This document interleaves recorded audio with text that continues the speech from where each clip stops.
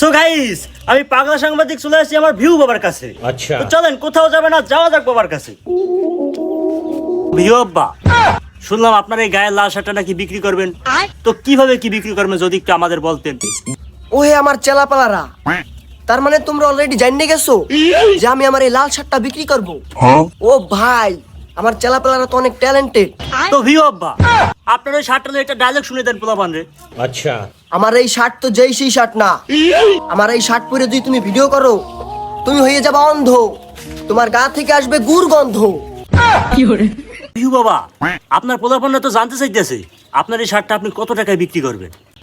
Video করার সময় আমার বলক হয়ে যায় হাট। আমার গায়ে দেখতে পাইতেছেন একটি লাল শার্ট।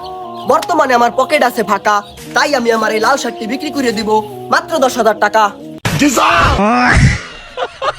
তো ভিউ বাবা, আপনার কাছে 10,000 টাকা মাত্র হলো, আপনার এই শার্টটার মধ্যে কি আছে জামাই এসে 10,000 টাকা দিয়ে কিনবে? এর রহস্যটা কি যদি একটু বলতেন পোলাপান রে। ভাইয়া আমার কাছে ঘরে একটা পাও পোষা লাল শার্ট ছিল, ওইটা কি তুমি গাইতেছো?